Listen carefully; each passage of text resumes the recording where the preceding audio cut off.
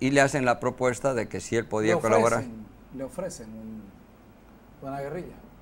Al Che le ofrecen una guerrilla. No, a Monge le ofrecen ayudar a que pase un personaje muy importante por Bolivia con la colaboración del Partido Comunista de Bolivia. Lo cual él acepta. Él no sabía quién era. No sabía, suponía quién era, porque esas cosas no hay necesidad de decirlas. Un hombre muy importante va a pasar por tu país a la Argentina. Claro. Ya se sabe quién es. Y él dice que sí, que está de acuerdo, que va a pasar en colaborar en este paso. El paso que ¿Qué se llama... hiciste vos en ese tiempo? En esa época yo estaba todavía en Rumania, porque es mayo. Yo en julio recién llego a Praga. Pero el Partido Comunista estaba de acuerdo con estas combinaciones. Tanto es así que mi hermano, el ñato, Coco, yo nos encontramos en Praga, en la casa de Ramiro Otero, que era el responsable del Partido Comunista en Praga, que después ha sido decano de la Facultad de Derecho en La Paz. Ramiro Otero nos recibe a nosotros, sabiendo en lo que andamos. Si el Partido Comunista sabía que nos estábamos preparando para la vía armada en el país. Eso no era un secreto. El Partido Comunista no puede negarse de que lo sabía. Que no era con los cubanos, esa es otra discusión. Pero que el Partido Comunista había aceptado la posibilidad de la lucha armada, la había aceptado a regañientes, pero la había aceptado. Nosotros de Praga, entonces nos vinimos. ¿Y por qué lo del Perú? En mayo cambia, entre mayo y julio cambian del Perú a Bolivia, porque el Partido Comunista interviene y dice, no, en nuestro país no va a haber la lucha armada. Intervienen con el Partido Comunista de Chile, presionan sobre Fidel y Cuba cambia. Y deciden por Bolivia. Entonces... En este cambio, ¿dónde está el Che? Está todavía en Praga. En Praga. Y en Praga es donde manda recién, en mayo, o digo en abril, mandan a Ricardo, ya, el cubano Ricardo, Martínez Tamayo, que es de apellido, lo mandan a Bolivia para que vea las posibilidades, no de Bolivia, las posibilidades para hacer la guerrilla en el Perú. Todavía sigue la consigna del Perú. ¿Y dónde se iba a hacer? Por eso ellos buscan los primeros terrenos. Si uno lee los primeros documentos, sobre todo del diario de Pombo, porque no están en el diario del Che, todos los preparativos son en Alto Beni. Por eso se han comprado incluso 2 terrenos en Alto Beni.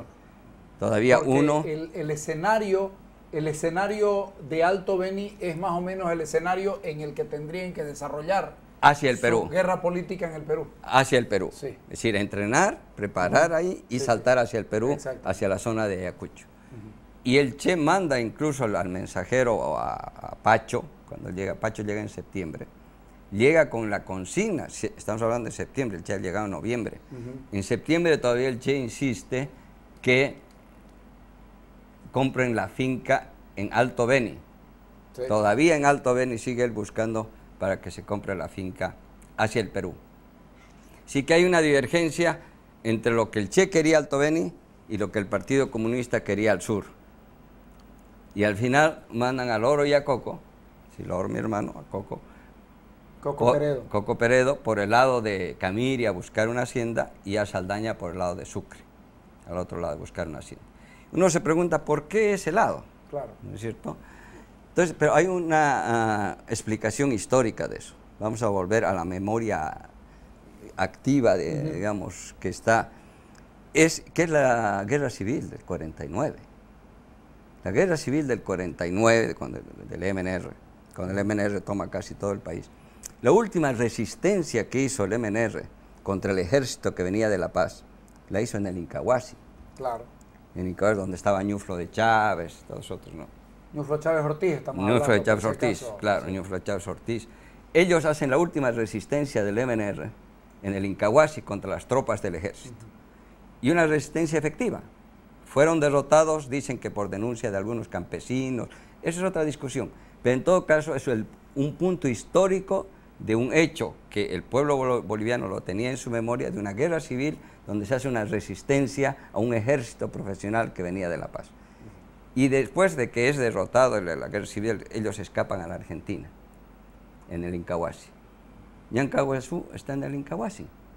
Claro. La finca está comprada en el Incahuasi.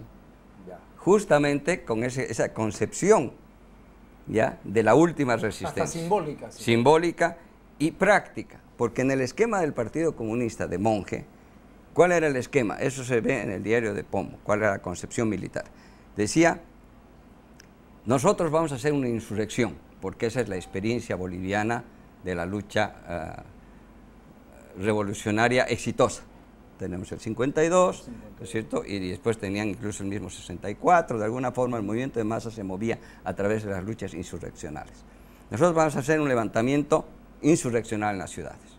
Tenemos militares amigos, y como se demostró, hay muchos militares que eran o hermanos o parientes muy cercanos en la guerrilla, ¿no es cierto? De diferentes mecanismos por todo lado. Sí. Ya, como que tenemos incluso el actual Contralor de la República, Osvaldo Gutiérrez, ¿no es cierto? Es primo de Julio, el que muere en la guerrilla, y son ambos hijos de militares, así es. ¿no es cierto?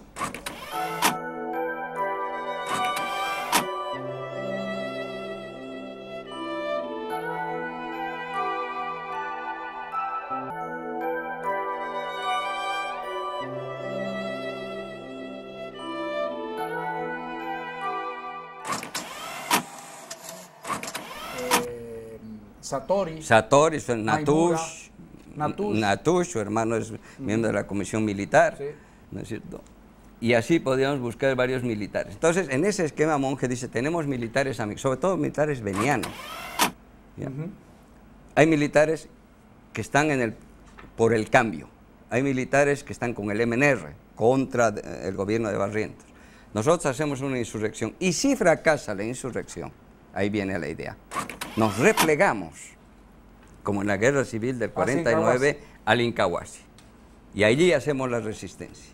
Entonces los cubanos tendrían que preparar la guerrilla del Incahuasi, ¿no es cierto? Como resultante de un probable fracaso. De un posible fracaso de la insurrección para retirarse allí. Ese es el plan de Monge, y eso es lo que se lo plantea a los cubanos. Y llegan al acuerdo que está bien, así lo vamos a hacer. Está eso en el diario de Pombo. Lo vamos a hacer así. ¿Qué resulta? Que ni Monge prepara su insurrección, ¿ya? Porque esa era su charla nada más. Ni los cubanos le ayudan en su insurrección tampoco. Los cubanos preparan su propio esquema. Que queda es la guerrilla del Incahuasi. Queda la única opción. Y así se desarrolla. A todo esto Monge no sabía que venía el Che en el esquema. Él no sabía que eran los cubanos que lo iban a ayudar en este proyecto insurreccional con una resistencia posible en el Incahuasi. Es tan notorio que esto no estaba preparado, que Pombo dice que luego de que el Che quedó sin rumbo después del Congo, dice que le dijo el Che, ¿están listos para seguir? ¿Dónde?, preguntó Pombo. A cualquier parte, dijo el Che. En ese momento él no tenía una idea firme de a qué lugar íbamos a ir. Eso dice Pombo. No sabía. Eso lo dice Pombo en su diario. Pombo, uno de los hombres, el lugarteniente. El lugarteniente que lo ha acompañado en todas sus campañas, claro, ¿no? Desde la sierra. Claro. No tenían un lugar fijo, el problema era seguir la lucha revolucionaria. Entonces, Perú, pese a los intentos, no resulta. No resulta, es descartado y se pasa, en lugar del Alto Beni, se escoge el Incahuasi, Ñancahuazú. 50 días antes de que comience la guerrilla, el Che no sabía que venía a Bolivia. No sabía. Y 15 días antes no sabía dónde iba a luchar, si en el Alto Beni o en Ñancahuazú, en un país de 1 millón de kilómetros cuadrados. ¿Quién tiene la culpa ahí? ¿Cuba, el Partido Comunista Boliviano, los estrategas que vinieron aquí, los analistas políticos que tenían que haber sido los que vieron dónde hacer revolución? Porque vos haces un trabajo ya en la parte de análisis de la población guerrillera y del análisis por qué las cosas se hacen acá, y vos decís que no había un conocimiento del lugar donde se venía a pelear. No se sabía, no se conoce. No le puedes decir tal o tal o tal era el culpable. Yo le acusaría a la concepción. Así como la derrota del Che en Cuba es su concepción contra Carlos Rafael. En el problema militar, el Che también tiene un error de concepción. Su concepción militar del foco, ¿no?, es la que derrota. Sea con el Partido Comunista, sea con quien Humberto, sea, la concepción estaba mal llevada. De acuerdo, pero el Che no sabe a dónde está viniendo a pelear. Él tiene la idea de Perú y resulta que 50 días antes le dicen, no, mira, cambio de planes, te vas a ir a Bolivia. Cuando viene acá, él viene pensando de que las condiciones estaban como para pelear y resulta que no estaban las condiciones. O sea, no es, la concepción militar puede tener un error, pero hay una concepción política de análisis de por qué pelear en Bolivia. En un país que ya había tenido reforma agraria, que había un gobierno elegido democráticamente. En el que había un gobierno elegido democráticamente, en un país donde el Partido Comunista participaba en ese tipo de actividades democráticas, electorales. Entonces, una cosa es que el hombre venga como última opción a pelear acá, y otra cosa es que se le dé un espacio en el que definitivamente las posibilidades de éxito eran nulas. En el Che hay algo, además del quijotismo que yo remarco en mi libro, vos lo marcás mucho. Claro, hay un voluntarismo. Era un luchador. Claro, hay un voluntarismo. Él, como todo Quijote, él cree que él está gestionando los hechos de la realidad. Él ve como realidad las cosas que no son realidad. Incluso en una de las últimas cartas que le manda a su madre, y que se lo manda con Tania, a su padre ya, no a su madre, dice que está luchando contra los molinos de viento. Él lo dice, es en la última carta que manda a su padre, contra los molinos de viento, ¿no es cierto? Ya eso simbólicamente dice, son molinos de viento, pero para mí no son enemigos, ¿no es cierto?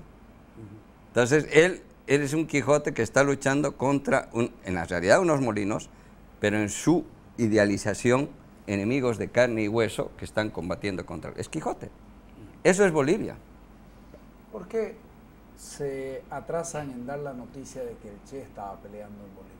¿No fue táctico, no fue una mala táctica, habida cuenta que el nombre del Che era demasiado grande y que pudo haber generado adhesiones? Justamente, esa es una de las tesis que estoy desarrollando en la última parte, en la segunda parte de mi libro, que fue el error estratégico más grave. La única carta estratégica que nosotros teníamos de movilización era decir, el Che está aquí. Pero ¿qué pasa? ¿Por qué no se lo hace? Porque el mismo Che deja como instrucciones de que si se sabía que el Che estaba ahí, el imperialismo norteamericano y las tropas norteamericanas hubieran intervenido masivamente. Esa es la concepción. Dice, el Che está ahí, entonces los norteamericanos hubieran intervenido con mucho mayor fuerza a los países extranjeros y a una guerrilla recién naciente la hubieran matado en sus orígenes. Esa es la concepción.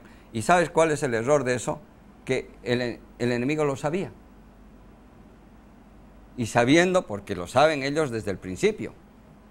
Desde abril, cuando cae Debré, ellos ya saben que el Che está ahí. Pero estás hablando de abril, ya el Che está aquí desde noviembre. Desde noviembre. Claro. Y en abril... Debré y Ciro Bustos. Debré y Ciro Bustos caen prisioneros en abril. Ciro Bustos ya había participado con Macetti. Con Macetti, en la guerrilla. El 63 en la Argentina. El 63 en la Argentina. Pero cuando cae Debré, en abril, ya el ejército no solo lo sabía, lo confirma que el que está ahí es el Che Guevara. Pero el enemigo actúa en una forma mucho más racional. No llama a tropas norteamericanas a invadir, argentinos a invadir, paraguayos a... No. Resuelve con las tropas bolivianas. Sabiendo que está el Che ahí. A las que les pone instructores especialistas en guerrilla en Vietnam. Pero eso se los ponen en La Esperanza. En La Esperanza, aquí en el... Claro, pero eso solamente participaron en el último combate. Vos sabés que... Al último combate, pero... Vos sabés que yo soy testigo del entrenamiento de La Esperanza. Por casualidades de la vida, las tropas Ranger están en La Esperanza, que es a 2 kilómetros de la propiedad de mi abuelo. Y entonces ellos entrenaban y practicaban sus ataques y sus combates en la propiedad de mi abuelo, que se llamaba La Conquista, a 2 kilómetros de La Esperanza. Y nosotros los veíamos. De ahí salieron y habían 2 americanos. Nos acordamos perfectamente. En realidad son 12. Es un team que llaman ellos. Nosotros nos acordamos de 2 Y yo, revisando el libro, lo he conversado con mis primos y nos acordamos solo de 12. No son 12, porque así funcionan. Hay un especialista en armas largas, en armas cortas, en explosivo, en inteligencia, en táctica, en estrategia. Hay un especialista de cada cosa. Estos Rangers participan en el solo en el Churo, al último combate, en el Churo y los siguientes. Tanto es así que el 24 de septiembre ellos desfilan aquí en Santa Cruz acabando su entrenamiento. Entran a la zona de combate. Después del 24 de septiembre, del aniversario de Santa Cruz. Tal vez en octubre. Para el Churo. Para eso entran. El 27, 28 de septiembre están en la zona, pero no combaten. El único combate que tienen es el del Churo y los 2 siguientes. Esos Rangers. Antes del 8 de septiembre, perdón, del 8 de octubre, todo el esfuerzo son oficiales bolivianos, no son norteamericanos. Tinino Ricotoro, Mario Vargas Salinas, todos no son Rangers norteamericanos, son bolivianos. Miranda, Chiriqui, que es ahora alcalde en Trinidad, esos son oficiales bolivianos y no dirigidos por norteamericanos. ¿Ya? Entonces el ejército boliviano tiene una estrategia correcta desde mi punto de vista.